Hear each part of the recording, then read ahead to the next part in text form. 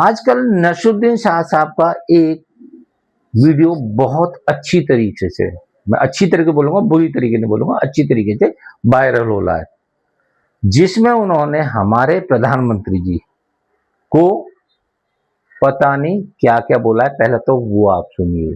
पहली बात तो ये है कि अगर एक जाहिल इस मुल्क की रहनुमाई करे तो उसका दिल यही चाहेगा कि पूरा मुल्क उसी की तरह जाहिल, ना समझ, ना काबिल और बेरहम बने।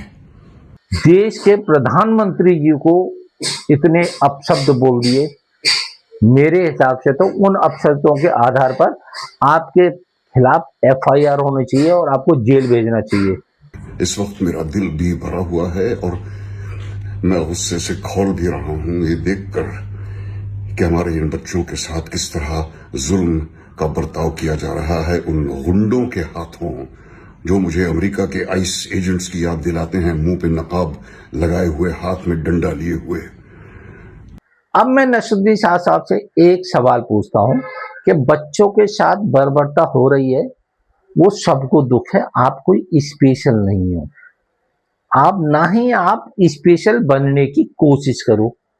कभी अपने बच्चों के बारे में भी सोचा करो और ये भी सोचो कि तुम्हारा अंजाम तुम्हें भी एक दिन मिलेगा जरूर।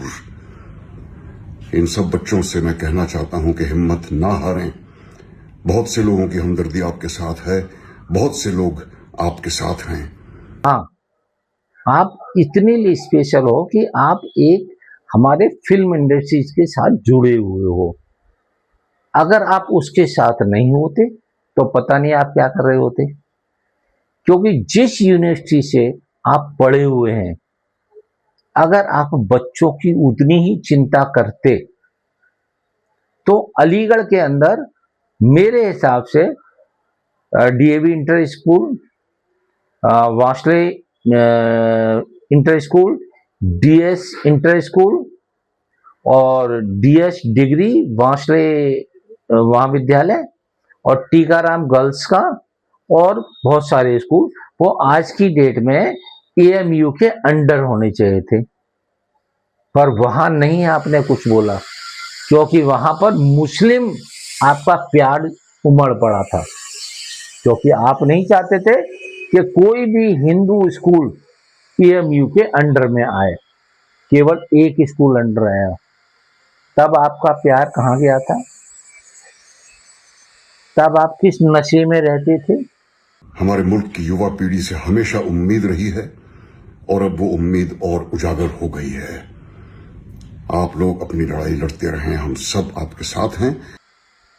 और जिस टाइम आप AMU से पास करके आए थे, उस टाइम को पता है अलीगढ़ की क्या हालत थी?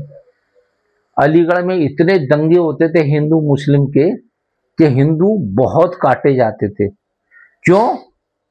क्योंकि गवर्नमेंट का उन पे सख्त ऑर्डर रहता था कि आप किसी भी मुसलमान के साथ कोई बदमाशी नहीं करेंगे। तब आपका ये प्यार कहाँ चला गया था, जो आपने देश के प्रधानमंत्री जी को इतने अपशब्द बोल दिए?